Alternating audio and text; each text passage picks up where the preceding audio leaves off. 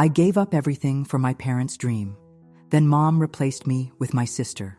The irony of betrayal is that it happens on perfect days. The morning when my world collapsed started with golden sunlight streaming through the newly installed windows of Café Luna. I was wiping down the marble countertops one final time, arranging the freshly baked pastries in the display case and adjusting the hand-lettered sign that announced our grand opening. Everything looked exactly as I had imagined it during those countless nights I'd lain awake, mentally constructing this space while my colleagues from culinary school were pursuing prestigious positions in Manhattan and Paris. This looks incredible. Charlie! My father's voice startled me. He stood in the doorway, his weathered hands clutching a bouquet of sunflowers, my favorite. A rare smile softened his normally stoic face. Your mother would be... Is she coming? I interrupted, unable to keep the hopeful note from my voice. Mom had missed the soft opening last week, sending a brief text about an unavoidable investor meeting. Dad's smile faltered slightly. Of course she is. She's just running a bit late. He crossed the cafe to place the flowers in the vase I'd set on the communal table, the one salvaged from our old family dining room, refinished by my own hands over weeks of sanding and staining. She wouldn't miss this for the world, Charlene? I returned his smile, choosing to believe him despite the knot forming in my stomach. I'd learned long ago that hope was both my greatest strength and my most persistent weakness. The cafe was our family dream, or so I'd always thought. My mother had spoken about opening a neighborhood cafe for as long as I could remember, describing how it would become the heart of the community. When I was 8, she'd even taken me to look at an empty storefront, pointing out where the pastry case would go, where customers would sit and linger over cups of coffee. Someday, she'd promised, squeezing my small hand in hers. That someday had stretched into decades. Mom's corporate career had taken precedence, her dream cafe relegated to occasional mentions at holiday dinners. Until last year, when she casually mentioned over Thanksgiving turkey that a prime location had opened up in the revitalized downtown district. It's perfect timing, she'd said, her eyes lighting up with an enthusiasm I hadn't seen in years. The developer is giving us an incredible deal because they want a local business as an anchor.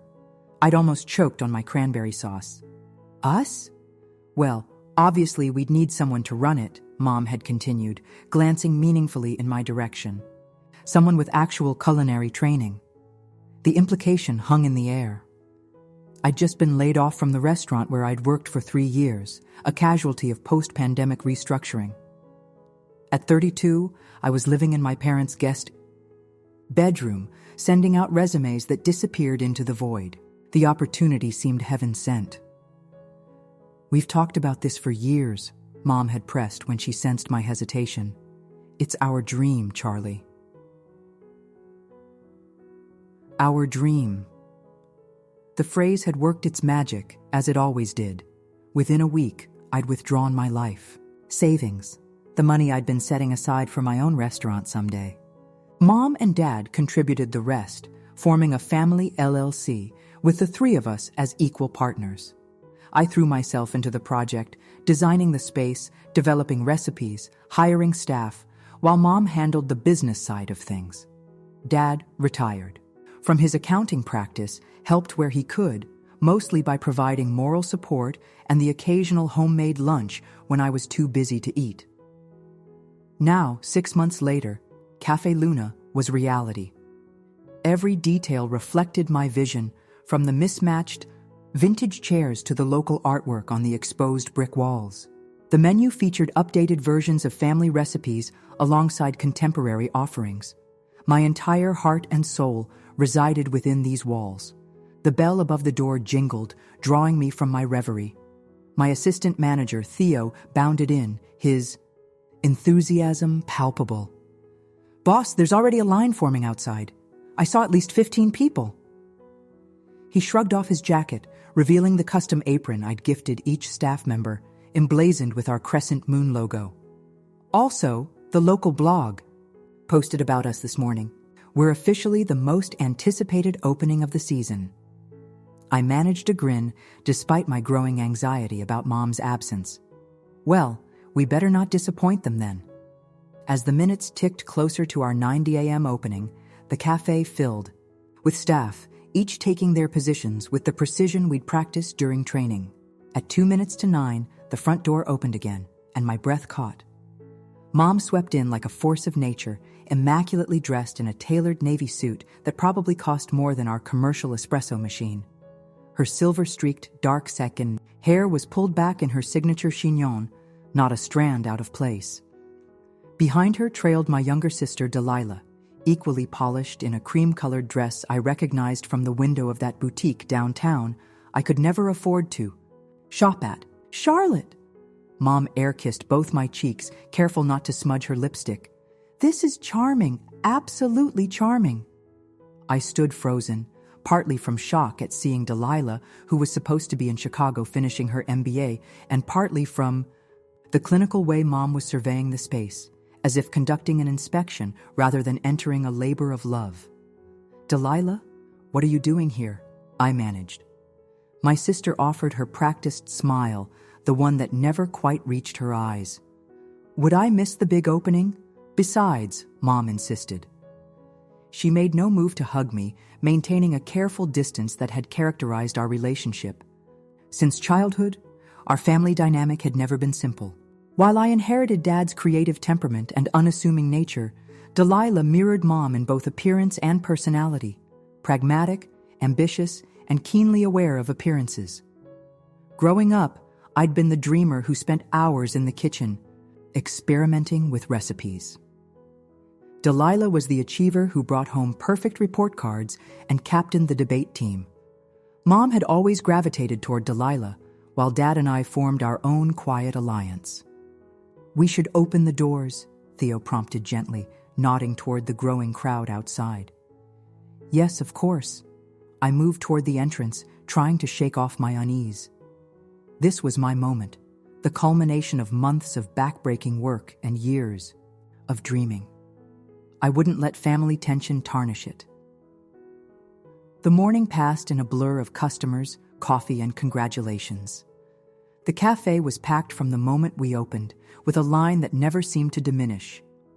I moved between the front and back of house, expediting orders, greeting regulars from the neighborhood, and occasionally stepping behind the counter to help when things got particularly hectic. Through it all, I kept one eye on Mom and Delilah, who had claimed a corner table. They remained deep in conversation, heads bent together over Mom's tablet, barely touching the lattes and pastries I'd sent over. Occasionally, Mom would gesture around the room or point to something specific, and Delilah would nod, taking notes on her phone. Around noon, I noticed them speaking with a man I didn't recognize. Tall, bespectacled, with the air of someone accustomed to expensive suits. He joined their table briefly, engaged in what appeared to be an intense discussion, then departed with a firm handshake for both of them. Your mom seems to be holding court over there, Theo commented as we restocked the pastry case during a brief lull. Important friend? I have no idea, I admitted, realizing how strange that sounded. This was supposed to be a family business, yet I was completely in the dark about what my own mother was doing. By the time we closed at 4 p.m. for a brief break before the evening reception, I was simultaneously exhausted and exhilarated. The day had been an unqualified success from an operational standpoint. We'd sold out of nearly everything, received endless compliments, and even gotten interest from a local newspaper about doing a feature. As the last customer left, Mom approached the counter for the first time all day. Charlotte, we need to talk before the reception. There are some changes I want to discuss. My stomach tightened. Changes? Mom, we just opened today. Yes, and it's going better than expected, which means we need to capitalize quickly. She glanced at Theo and the other staff members who were cleaning nearby. Privately, please. I followed her to the small office in the back, where Dad and Delilah were already waiting. Dad looked uncomfortable, a warning sign I immediately recognized. From childhood family disagreements, Delilah, by contrast, appeared perfectly composed, seated behind my desk as if it belonged to her. "What's going on?" I asked, remaining standing when it became clear no one was offering me my own chair. Mom took a deep breath, adopting the tone she used for delivering what she considered irrefutable logic. "Charlie, you've done a wonderful job with the aesthetic and menu. Today proved that the concept works. Of course it works. That's why we've been planning it for 6 months. Yes, but we need to think bigger now. The developer who owns this building and most of the block has approached me with an opportunity. They're creating a regional chain of upscale cafes, and they want Café Luna to be their flagship brand." I stared at her, uncomprehending. "A chain? That was never the plan. We wanted a neighborhood place, something personal." "Plans evolve, Charlotte." Mom cut me off with a dismissive wave. "This is business. The offer they're making would triple our investment within a year." The room seemed to tilt slightly. "You want to sell? On our opening day?" "Not sell exactly," Delilah interjected, her voice measured and professional. "It's more of a controlled expansion. We'd maintain a substantial equity stake, but with the developer's resources behind us." "We?" I echoed, looking between them as understanding dawned with sickening clarity. "Is this why you're here, Delilah? You're part of this?" A flicker of something, guilt perhaps, crossed her face before her composure returned. "I've been consulting with Mom on the business model for several months. My final MBA project is actually a case study on boutique-to-chain conversions, using Café Luna as the example. The betrayal hit me like a physical blow. While I'd been working 16-hour days, testing recipes until my feet ached and my hands cracked from washing dishes, my mother and sister had been plotting to transform my labor of love into a corporate entity, and they'd kept me completely in the dark. "Dad?" I turned to him, desperate for an ally. "Did you know about this?" He wouldn't meet my eyes. "Your mother mentioned some expansion possibilities, but I didn't know the details until today." "This is a tremendous opportunity, Charlie," Mom pressed. "The developer was extremely impressed with the branding and concept. Of course, certain adjustments would be necessary for scalability, standardized menus across locations, more efficient workflows." "And who would oversee these adjustments?" I asked, though I already knew the answer. Mom and Delilah exchanged a look that confirmed my fears. "Delilah has the business background for this phase," Mom said carefully. "She would take the lead on the expansion strategy while you continued to focus on what you do best, the creative elements." "What I do best," I repeated flatly. "So I'd be what? A glorified baker while Delilah runs the business I built?" "You wouldn't be just anything," Delilah countered, her tone suggesting I was being unreasonable. "Your culinary skills would remain central to the brand, but scaling requires specific expertise." "Expertise that I don't have, is that it?" The hurt was rapidly converting to anger. "So this was the plan all along? Use me to create something authentic that you could then corporatize and hand over to Delilah?" "No one is using you," Mom said, her patience clearly waning. "We're offering you an opportunity to be part of something much bigger than a single cafe. The developer's representative will be at the reception tonight to discuss details." "I expect you to be professional about this, Charlotte." "Professional?" I laughed, a harsh sound that startled even me.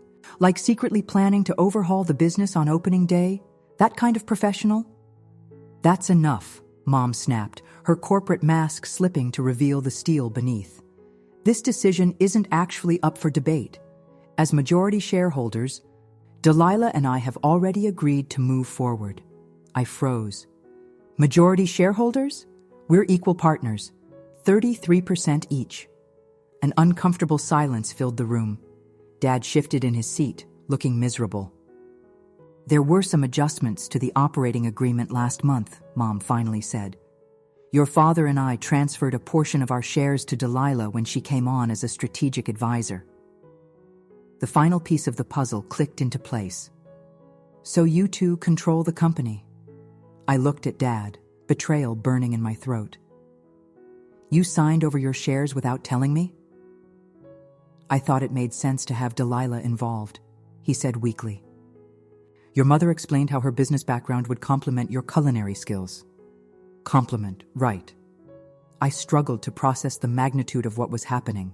The cafe, my cafe, had been pulled out from under me before we'd served. Our first official customer. And no one thought I deserved to know any of this until now? We were waiting for the right time, Delilah said, as if that explained everything. The right time, I echoed. Like after I'd done all the work to get us opened? After I'd poured my entire savings and 6 months of my life into this place? Your contribution is valued, Charlie, Mom said in the same tone she used when placating. Difficult clients. And you'll be compensated appropriately in the new structure. But business decisions need to be made by those with business acumen.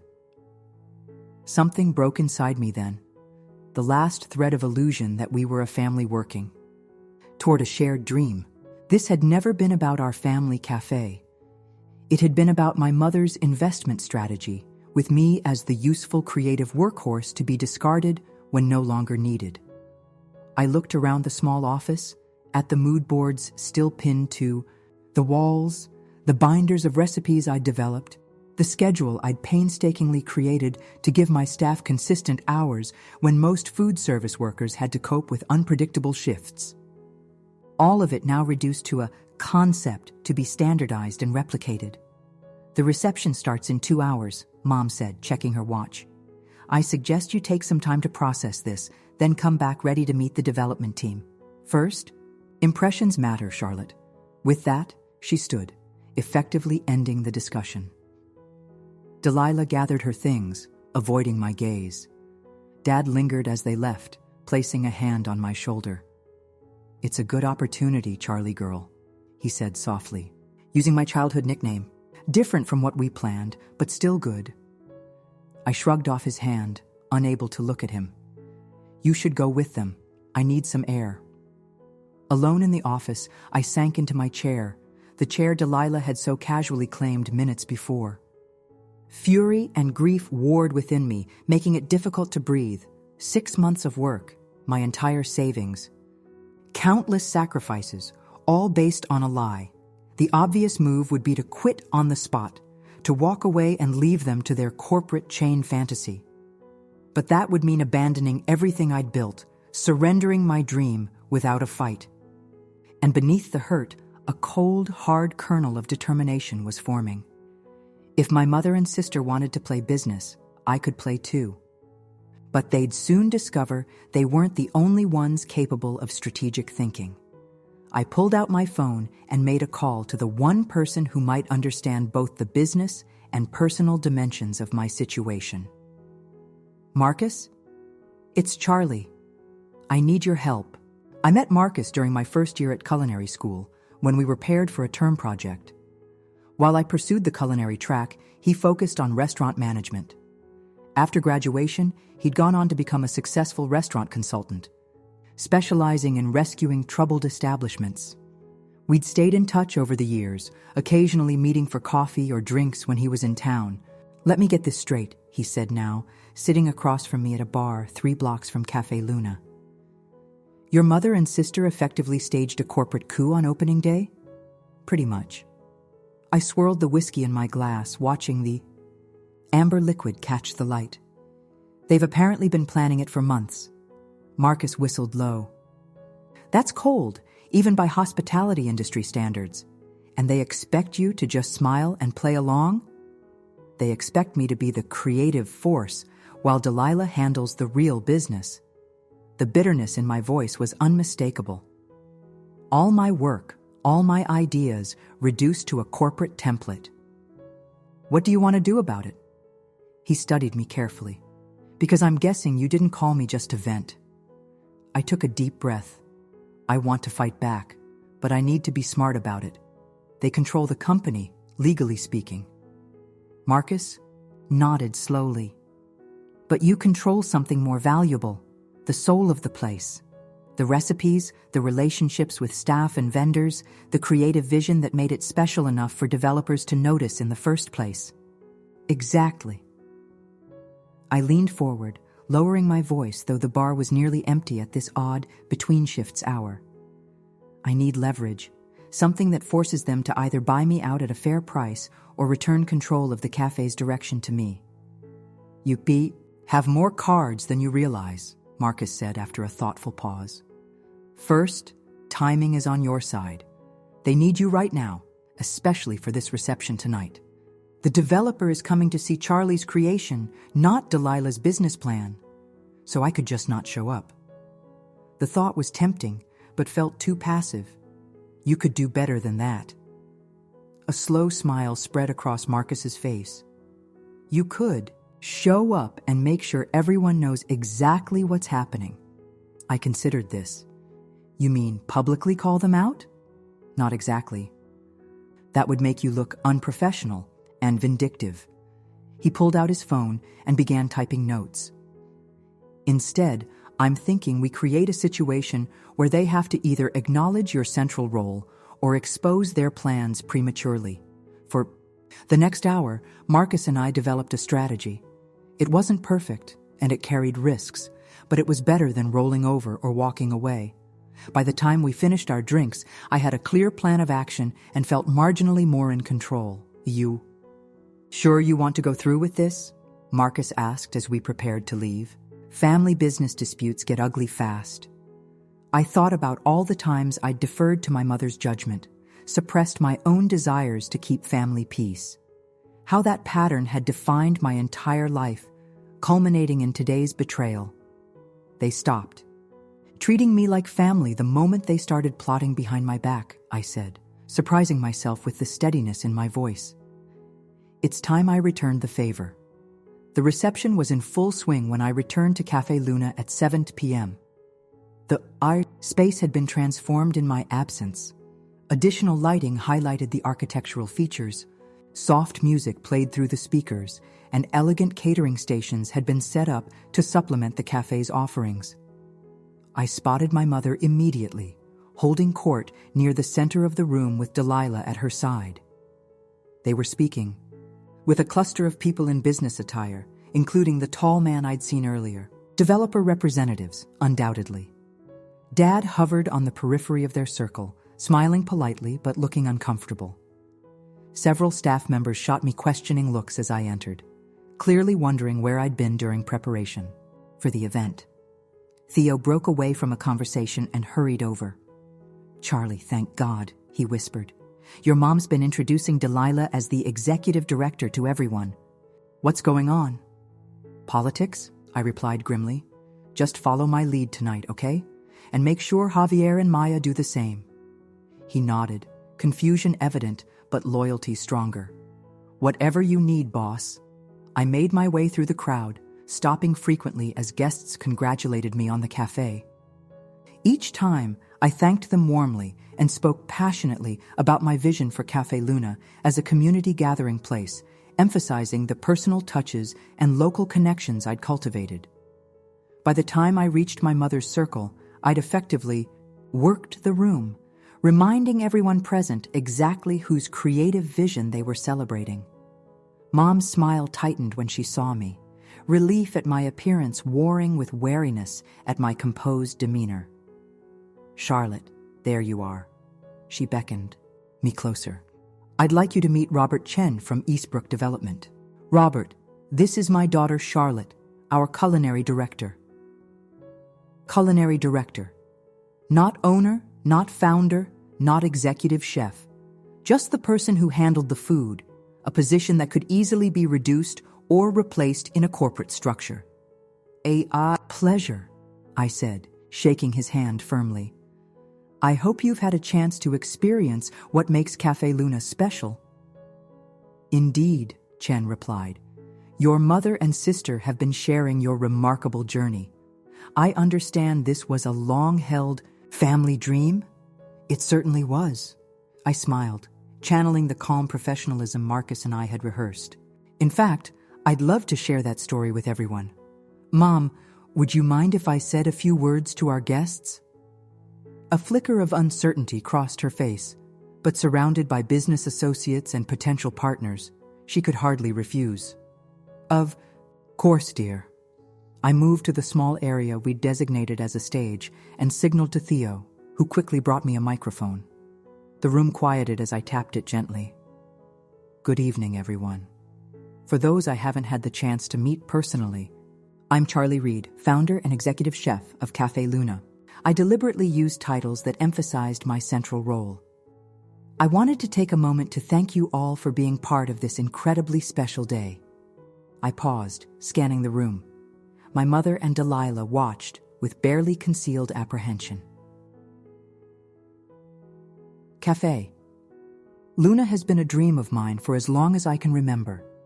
When I was 8 years old, my mother took me to look at an empty storefront not far from here. She pointed to different areas of the space. That's where customers will sit and talk for hours, she said. That corner will have the best pastry case in town. I smiled at the memory, genuine despite everything. She told me someday we'd create a place that felt like home to everyone who walked through the door.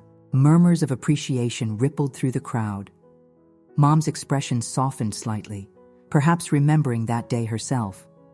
That someday took a little longer than expected, I continued. Life has a way of leading us down unexpected paths. But 6 months ago, that childhood dream suddenly became possible. I withdrew every penny of my savings, money I'd been setting aside for years to open my own restaurant someday. My parents contributed as well, forming a family partnership. I took a deep breath, approaching the critical juncture in my plan. What you see around you represents hundreds of decisions, thousands of hours of work, and an entire lifetime of passion. Every recipe was developed and tested in my small apartment kitchen. Every piece of furniture was personally selected to create the warm, welcoming atmosphere we wanted. Every staff member was hired not just for their skills, but for their commitment to the vision of Café Luna as more than just a business, as a community cornerstone. I gestured to the staff members positioned around the room, who straightened proudly at the acknowledgement. The journey hasn't always been smooth. There have been compromises and challenges. Here, I looked directly at my mother. And as with any family endeavor, there are different visions for what success looks like. A subtle tension descended on the room as guests sensed the undercurrent in my words. Mom's smile remained fixed, but her eyes had narrowed dangerously. Tonight, as we celebrate this beginning, I want to be transparent about the future.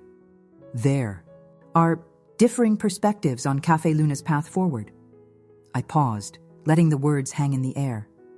Some see potential for rapid expansion, standardization, becoming part of something larger. Robert Chen nodded approvingly, clearly assuming he was witnessing a coordinated family presentation. Others, I continued, believe in remaining true to our original vision, a single, exceptional establishment that prioritizes quality, community, and authenticity over growth for its own sake. I raised my glass. I invite you all to join me in a toast to Café Luna, whatever its future may hold, and to the power of dreams, even when their realization doesn't quite match our expectations. The guests raised their glasses, though many now looked confused or curious about the subtext. Mom immediately moved toward me as I stepped away from the microphone, her smile rigid. "What do you think you're doing?" she hissed, taking my elbow and steering me toward a quiet corner. "Just sharing my perspective," I replied calmly. "Isn't that what partners do? You're deliberately undermining the development opportunity." I'm being honest about my position. If you wanted a unified front, you should have consulted me before making plans to fundamentally alter the business. Her grip on my arm tightened. "We will discuss this later. Right now, I need you to stop whatever game you're playing and support what's best for this company." "That's exactly what I'm doing," I countered. "Now, if you'll excuse me, I have guests to attend to." I pulled away before she could respond and made my way to where Robert Chen stood, conversing with another developer representative. "Mr. Chen, I hope you're enjoying yourself. I said pleasantly. Very much so, Ms. Reed. Your cafe is charming. He smiled, apparently untroubled by my speech. Your mother mentioned you have quite the culinary background. I spent several years at Michelin-starred restaurants before opening Cafe Luna, I confirmed. The techniques I learned there inform our menu, though we focus on accessibility rather than pretension. Fascinating. And these recipes, they're proprietary to the cafe, I assume? Here was the opening I'd been waiting for. Actually, no. The recipes remain my intellectual property. I've licensed them to Cafe Luna under specific conditions. Chen's eyebrows rose slightly. I see. That's unusual for a family business. Just a precaution, I said lightly. Standard practice in the industry, really. I'm sure my mother mentioned it in your preliminary discussions. From his expression, it was clear she had not. Perhaps we should clarify these arrangements before proceeding further, he suggested, suddenly more reserved. Recipes and menu development are central to the concept we've been discussing. Of course, I'd be happy to participate in those conversations. I smiled. After all, any expansion would require significant adaptation of those recipes for consistency across locations. Chen nodded thoughtfully. Let me confer with your mother and sister about next steps. As he moved away, I caught my father watching me from across the room. To my surprise, there was a hint of pride in his expression, quickly masked when Mom approached him. The remainder of the evening unfolded according to Marcus's predicted pattern. Chen and the other developers had several huddled conversations with Mom and Delilah. The atmosphere remained outwardly celebratory, but an undercurrent of tension persisted. I continued to play the role of gracious founder, never directly contradicting the expansion narrative, but consistently emphasizing elements that highlighted my essential role. By the time the last guests departed around 10 p.m., it was clear that my guerrilla campaign had achieved its primary objective, creating doubt about the viability of proceeding without my full cooperation.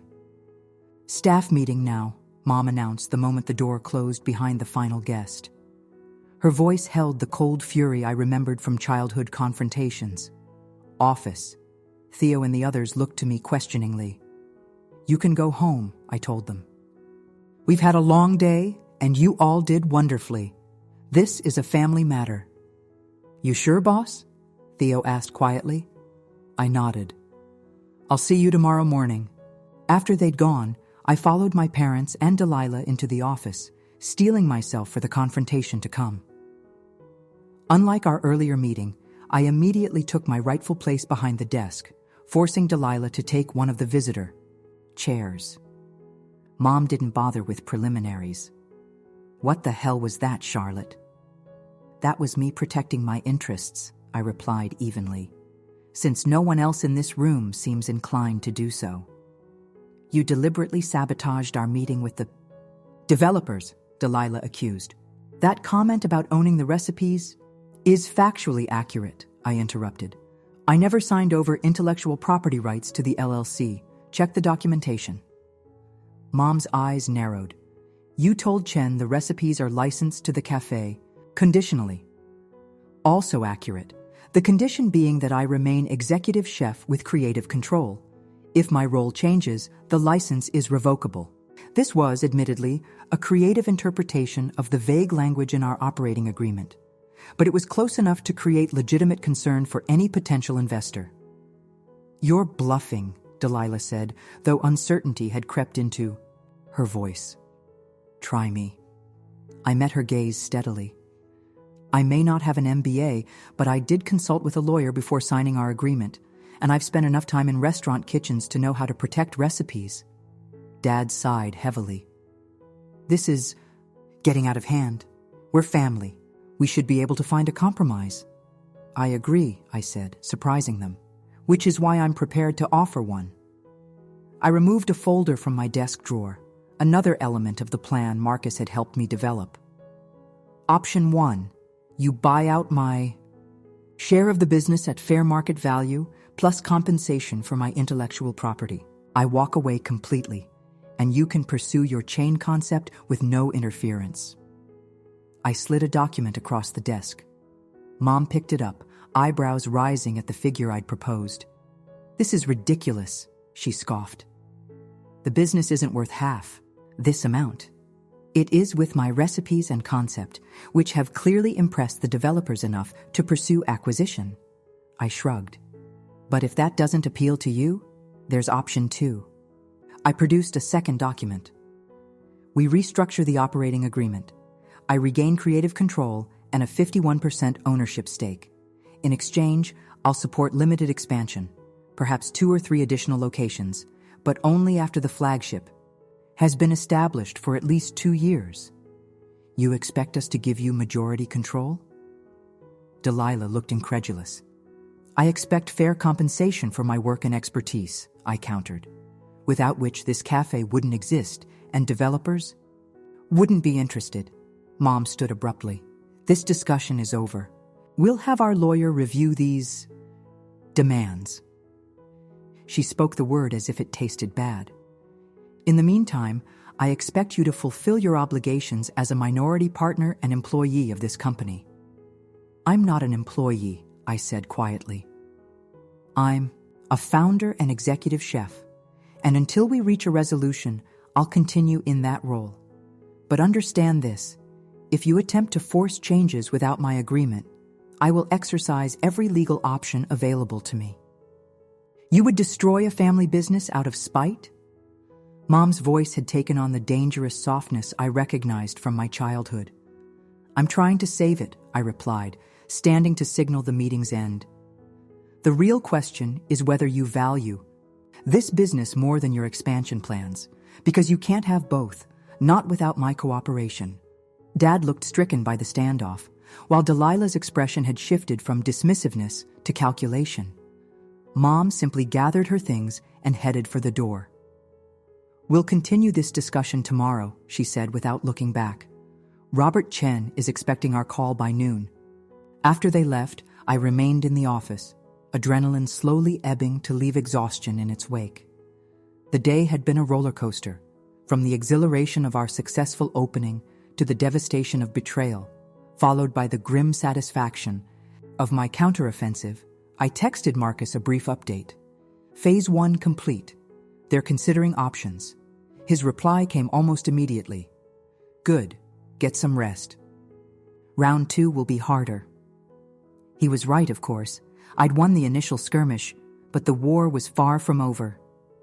My family wouldn't surrender control easily, especially now that I'd shown my hand. As I locked up the cafe, I paused to look around. The darkened space. Every corner held a piece of my vision, my labor, my dream. I'd sacrificed so much to create this place, not just money and time, but relationships, other career opportunities, even my apartment when the lease renewal had coincided with major cafe expenses. The irony wasn't lost on me. I'd given up everything for what I believed was my parents' dream, only to discover it had been a stepping stone in my mother's investment strategy all along. But as I turned out the lights, a strange sense of liberation washed over me. For the first time in my adult life, I was fighting for what I wanted, not what someone else expected of me. Whatever happened next, I'd finally broken the pattern of acquiescence that had defined my relationship with my family. "Tomorrow," I whispered to the empty cafe, "we find out what you're really worth to them." I slept fitfully that night, waking several times from dreams where I was frantically cooking in a kitchen that kept changing around me, walls moving, equipment disappearing, strangers in corporate uniforms replacing my staff. Each time, I'd jolt awake to check my phone, half expecting messages from my family or Marcus. By 5 a.m., I gave up on sleep altogether and headed to the cafe. If this was to be my last day of creative control, I would make it count. The pre-dawn. Streets were empty as I walked the 8 blocks from my apartment. The city felt suspended between night and day, streetlights still glowing against the gradually lightening sky. I found the liminal quality oddly comforting, a physical manifestation of my own transitional state. At the cafe, I unlocked the door and moved through the darkness with practiced ease, turning on just enough lights to work. I pulled the day's bread dough from the refrigerator where it had been slowly fermenting overnight, then began shaping loaves for baking. The familiar rhythm of the work soothed my frayed nerves. By 6:30 a.m., the first staff members arrived to find me elbow-deep in pastry preparation, the aroma of fresh bread filling the space. Theo raised an eyebrow, but said nothing, simply donning his apron and starting the coffee preparation. The others followed suit, sensing my mood and working quietly around me. We opened at 8 a.m. to another rush of customers, word having spread about our successful first day. I lost myself in the work, grateful for the demanding pace that left little time for brooding. When my phone buzzed with a text from Mom at 9:45 a.m., I was almost surprised to be reminded of the situation. Meeting at 11, bring your paperwork. No pleasantries, no indication of which option they were considering. Just a directive, as always. Handed off my station to the assistant baker and retreated to the office to prepare. Marcus had coached me extensively on negotiation tactics, emphasizing the importance of appearing confident regardless of how I actually felt. Your mother is a corporate shark, he'd told me. She'll read any sign of weakness as an invitation to press her advantage. I changed from my flour-dusted chef's coat into the spare button-down shirt I kept in the office, brushed my hair, and applied minimal makeup. Professional, but not trying too hard. I reviewed my documents, making sure everything was in order. At precisely 11 a.m., Mom and Delilah arrived. Dad was conspicuously absent. "Where's Dad?" I asked as they settled into the visitor chairs. "He recused himself from this discussion," Mom replied tersely. "He felt his judgment might be compromised by emotional considerations." Translation: Dad couldn't stomach watching his wife and daughters tear each other apart over business. Fine. I folded my hands on the desk. "Have you reached a decision?" Mom and Delilah exchanged a glance before Mom spoke. "We've considered your proposals and find them unreasonable. However, we're prepared to make a counteroffer." She slid a folder across the desk. Inside was a single-page document outlining terms that were technically a compromise, but effectively maintained their control. They would increase my ownership to 25% and create a chief creative officer position with limited authority over menu development, while Delilah would become CEO with final decision-making power. "This is barely different from what you proposed yesterday," I observed, closing the folder without reading further. "It addresses your concerns about creative input while allowing the business to grow," Delilah countered. "It's a generous offer, Charlie. Most chefs would be thrilled with this arrangement." "I'm not most chefs. And this isn't just any restaurant." I pushed the folder back toward them. "This counteroffer doesn't acknowledge the fundamental issue. You're attempting to transform a business built on my vision and expertise without my consent." Mom's patience visibly thinned. "Robert Chen called this morning. The development group is concerned about potential intellectual property complications. They've put our discussions on hold pending resolution of these internal management matters." Her tone made it clear she blamed me entirely for this setback. "That's unfortunate," I said neutrally, "but it doesn't change my position. Either buy me out completely at fair value or restore creative control with majority ownership." "And if we refuse both options?" Delilah asked, her corporate facade cracking, slightly to reveal irritation. "Then I'll be forced to explore other avenues." I kept my voice steady. "Including potential legal action for breach of fiduciary duty and misrepresentation during the formation of our partnership." This was largely a bluff. My legal standing was shaky at best, but they didn't need to know that. Mom's eyes flashed. "You would sue your own family? You would steal a business from your own daughter?" I countered. We stared at each other across the desk, decades of complicated mother-daughter dynamics converging into this single, tense moment. "Even if we wanted to buy you out at your inflated valuation," Delilah interjected, "we don't have that kind of liquidity. The initial investment consumed most of the available capital. This was my opening. "There's another option," I said carefully. "One I didn't mention yesterday." I reached into my desk drawer and produced a third document, the ace up my sleeve that Marcus had suggested as a last resort. "I've been approached by an investor interested in acquiring my share of the business," I explained, watching their expressions shift from surprise to wariness. "They're prepared to meet my asking price with the understanding that I would remain as executive chef under a long-term contract." "What investor?" Mom demanded, reaching for the document. I held it back. "That's not relevant at this stage. What matters is that I have an exit strategy if we can't reach an agreement." It was another bluff, of course. Marcus had prepared the document as leverage, but no actual investor existed. However, my mother's reaction, the flash of alarm in her eyes, told me the tactic was working. "This is absurd," Delilah declared. "You can't sell your shares without offering us right of VIG. First refusal. It's in the operating agreement." "You're right," I acknowledged. "Which is why I'm officially notifying you now of my intent to sell. You have 48 hours to match the offer before I proceed with the external buyer." Mom sat back, studying me with new intensity. "You've changed, Charlotte." "Had to happen eventually," I replied, holding her gaze. An uncomfortable silence descended on the office. Through the door, I could hear the bustling sounds of the cafe, customers chatting, espresso machines hissing, staff calling out orders. Life continuing normally while my family relationship imploded just feet away. Finally, Mom spoke. "We need time to consider this development and to verify whether your mystery investor actually exists." "Take all the time you need," I said, standing, "to signal the end of our meeting." Within the 48-hour window, of course. After they left, I sagged against the desk, the strain of maintaining my composed facade taking its toll. I texted Marcus, played the investor card. They're rattled but suspicious. His reply was immediate.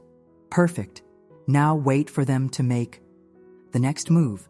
Don't call or text first." The afternoon passed in a blur of customers and food preparation. I threw myself into work, finding solace in the tactile processes of cooking. Every positive comment from a customer, every empty plate returned to the kitchen, reinforced what I already knew. Café Luna was successful because of my vision, not despite it. Dad appeared around closing time, looking haggard. He waited until the last customers had left before approaching me. "Can we talk?" he asked quietly. "Just the two of us?" I nodded, leading him to a corner table rather than the office, which now felt tainted by confrontation. "Mom told me about your investor," he began, fidgeting with a napkin. "Is it true?" I considered lying, but couldn't bring myself to deceive him directly. "There's interest," I hedged. "Nothing finalized." He nodded slowly.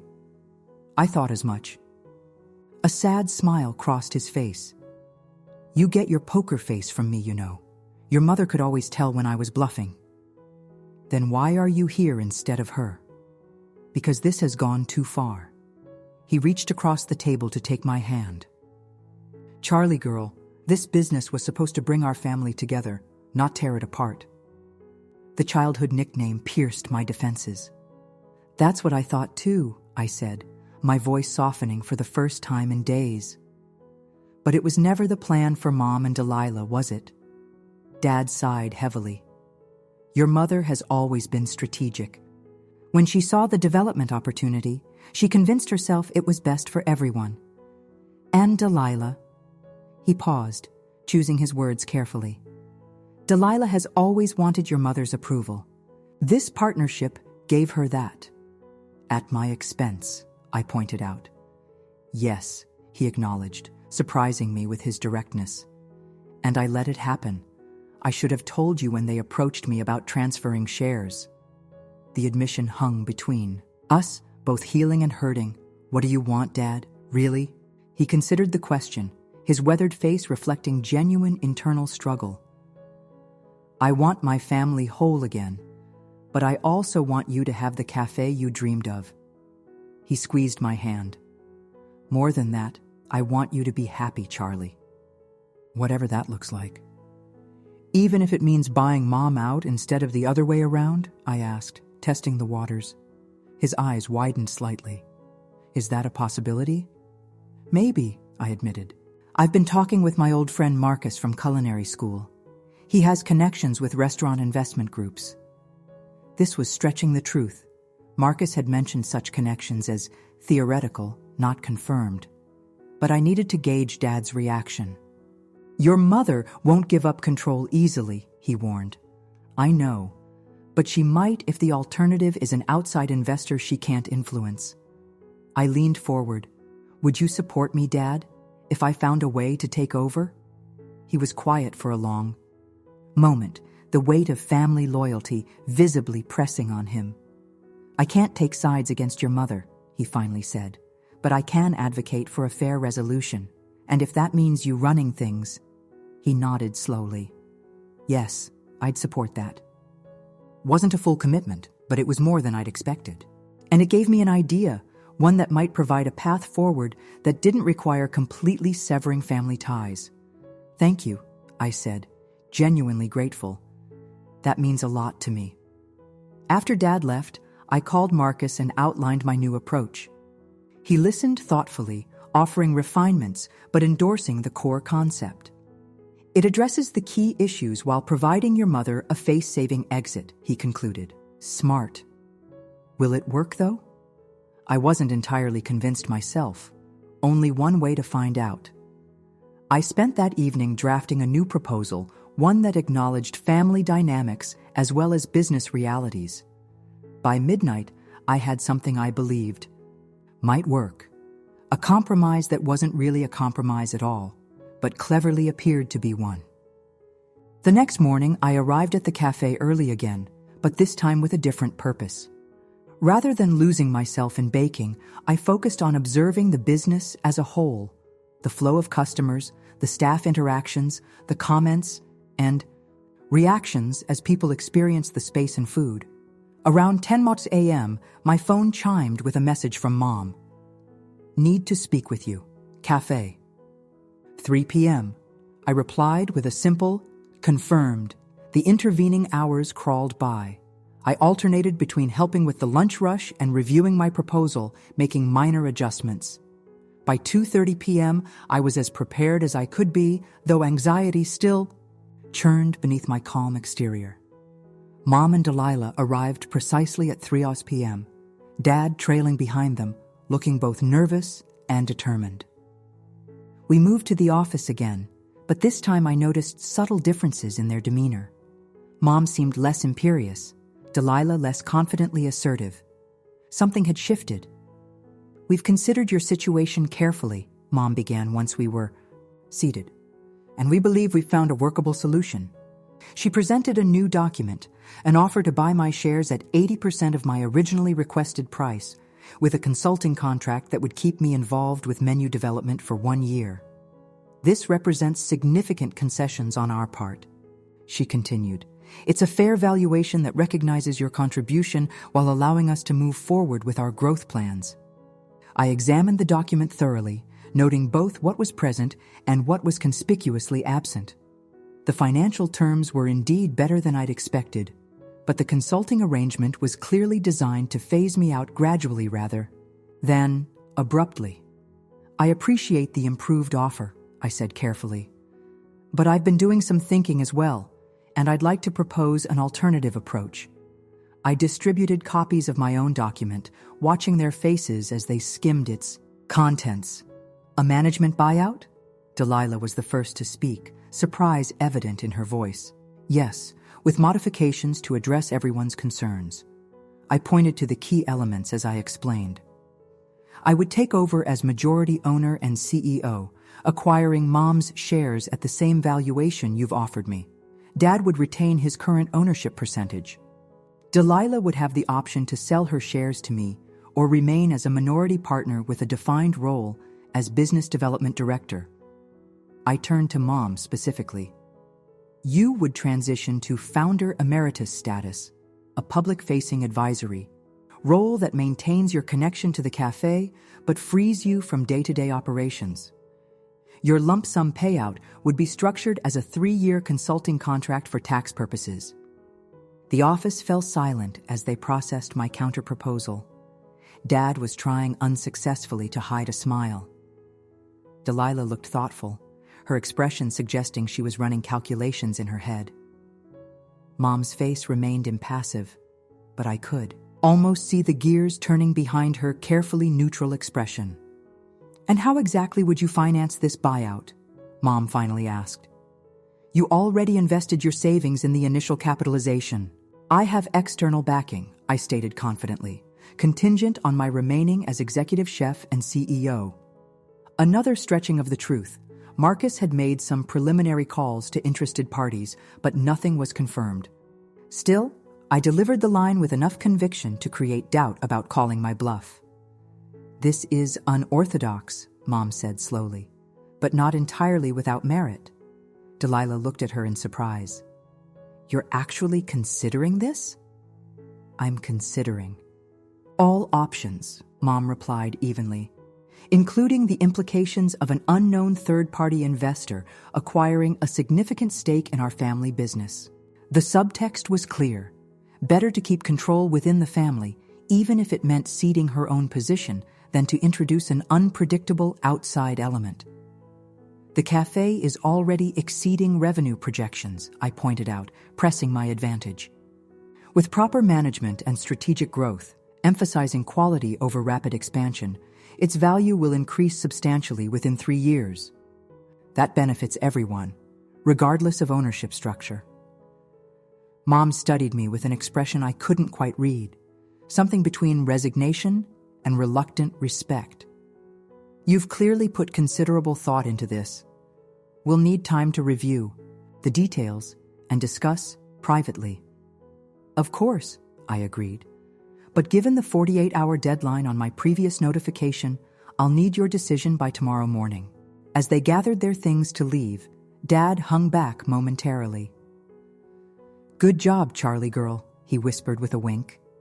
The rest of the day passed in a strange limbo state. I went through the motions of running the cafe, all while mentally rehearsing scenarios for the following day.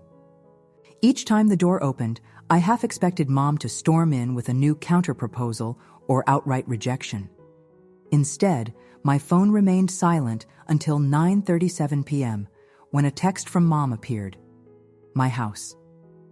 8 a.m. tomorrow. Bring final paperwork." I read and reread the message, trying to decipher its tone. The brevity could indicate anger, resignation, or simply pragmatism. There was no way to know until our meeting. After another restless night, I arrived at my parents' suburban home just before 8:02 a.m. The house where I'd grown up looked the same as always, immaculately maintained 2-story colonial with perfectly trimmed hedges and seasonal flowers arranged in geometric precision. Mom's aesthetic sense had always leaned toward controlled perfection rather than organic warmth. Dad answered the door, greeting me with a quick hug before leading me to the formal dining room. Mom and Delilah were already seated at the table, documents spread before them. A pot of coffee and 4 cups sat on the sideboard, untouched. "Charlotte," Mom acknowledged me with a nod. No warmth, but no overt hostility either. "Thanks for meeting," I said, taking a seat across from them. "I've brought the revised proposal reflecting our discussion yesterday." I placed my folder on the table but didn't open it, waiting for them to set the tone of the conversation. Mom went straight to the point. "We've reviewed your management buyout proposal. It has merit. However, there are modifications we need to discuss." She pushed a document toward me. My proposal with redlined edits and annotations. As I reviewed the changes, I realized they were largely cosmetic rather than substantive. The core concept remained intact. I would take control of Cafe Luna, buying out Mom's stake while offering Delilah a lesser role than she'd originally envisioned. The most significant changes involved the valuation formula, payout schedule, and public narrative around the transition. Mom had added language specifying how her founder emeritus role would be presented in marketing materials and media communications. Image management. Of course, I should have anticipated that aspect would matter most to her. These changes seem reasonable, I said after reviewing the document thoroughly. With a few minor adjustments to the payment terms, I believe we have a deal. For the next hour, we negotiated final details in a surprisingly businesslike manner. The emotional tension of previous days had been replaced by a practical focus on completing the transaction. Dad occasionally offered suggestions when discussions stalled, while Delilah remained uncharacteristically subdued. By 9:30 a.m., we had reached agreement on all major points. Lawyers would need to formalize everything, but we signed a letter of intent outlining the basic structure. I'll call Robert Chen to inform him our internal matters have been resolved, Mom said, gathering her papers. He should know we've decided to pursue a different strategic direction. The subtle repositioning wasn't lost on me. She was already crafting a narrative that presented this as a deliberate choice rather than a forced concession. Thank you, I said, meaning it despite everything. The resolution, while hard won, would allow me to preserve what mattered most: creative control over Café Luna. As the meeting concluded, an awkward moment arose: how to end this contentious family negotiation. A handshake seemed too formal, hugs too incongruous given the circumstances. Dad broke the tension, putting an arm around my shoulders. I think this calls for breakfast. Charlie, didn't you bring some of those orange cardamom rolls from the cafe? I smiled, grateful for his intuitive understanding of what we all needed: a return to some semblance of family normalcy, however tenuous. They're in my car. I'll get them. Over breakfast, we engaged in careful conversation that avoided direct mention of the conflict. Mom inquired about recent cafe reviews, Delilah asked about upcoming seasonal menu changes, and Dad shared neighborhood gossip. It wasn't warm exactly, but it wasn't openly hostile either. As I prepared to leave, Mom walked me to the door. "This isn't how I envisioned things playing out," she said quietly. "Me neither," I admitted. "But maybe it's for the best. You never really wanted to run a cafe day to day, did you?" She considered this, then shook her head slightly. "No, I wanted the concept, the accomplishment.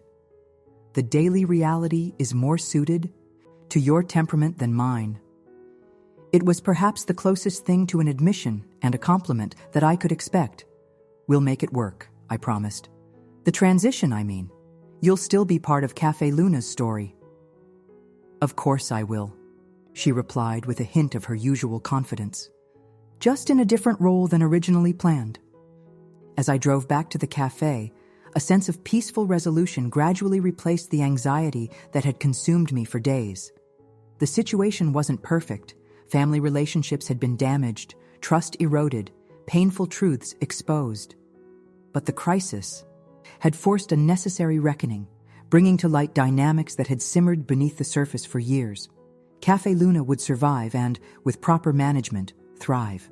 I had secured my vision for its future, though at considerable personal cost. The question now was how to rebuild what had been broken, both within the business and within my family. Arriving at the cafe, I found Theo anxiously waiting by the door. "Everything okay, boss? You're never late for morning prep." I smiled, realizing I hadn't told any of the staff about the behind-the-scenes drama. They'd noticed tension, certainly, but had no knowledge of the ownership struggle or resolution. "Everything's fine," I assured him, unlocking the door. "Better than fine, actually. There have been some changes I need to tell you all about." As the staff gathered in the dining area before opening, I explained the situation in simplified terms, a restructuring of roles that would position me as CEO and executive chef going forward, with my mother stepping back to an advisory position, and Delilah taking on business development responsibilities. "So basically, you're the big boss now?" Javier, our line cook, clarified. "I guess I am," I acknowledged, the reality still sinking in. But nothing changes about how we operate day to day. The cafe's vision remains exactly what we've built. Together. The staff exchanged glances that suggested they understood more than I'd explicitly stated. They'd witnessed the friction during the grand opening, drawn their own conclusions. "Well, I think that calls for a toast," Theo announced, distributing cups of the morning's first coffee brew. "To Chef Charlie, our fearless leader." "To Chef Charlie," they echoed, raising their cups. The moment was unexpectedly moving. This group of people who had believed in my vision enough to join an untested cafe, now celebrating my assuming full control. Their loyalty and support had been a constant during the chaotic past few days, a foundation when family ties had proven less reliable. As we prepared to open, I stepped outside briefly, needing a moment to process everything. The morning sun illuminated the cafe's facade, highlighting the hand-painted Luna logo I'd designed myself. For the first time since the grand opening, I allowed myself to feel unalloyed pride in what I'd created. My phone buzzed with a text from Marcus. "Heard from your dad. Congrats, CEO. Drinks to celebrate this weekend?" I smiled, typing back, "Definitely. I owe you for all your help." His response came immediately. "No debt. Just don't forget the little people when you're running your empire." The joke made me laugh out loud, releasing tension I hadn't realized I was still carrying. An empire was the furthest thing from my mind. All I wanted was to run one cafe, my cafe according to my own vision. The bell above the door jingled as our first customer of the day arrived. I tucked my phone away and turned to greet them with genuine warmth. "Welcome to Cafe Luna," I said, the words carrying new meaning now. "What can I get for you this morning?" 6 months later, Cafe Luna had not only survived, but flourished. The management buyout had been finalized without major complications, thanks in part to Dad's behind-the-scenes mediation. I'd secured the necessary financing through a combination of a small business loan and an actual investment from one of Marcus's connections, who had been impressed by both the cafe's performance and my business plan. Contrary to my mother's expansionist vision, I had focused on deepening our community roots rather than broadening our footprint.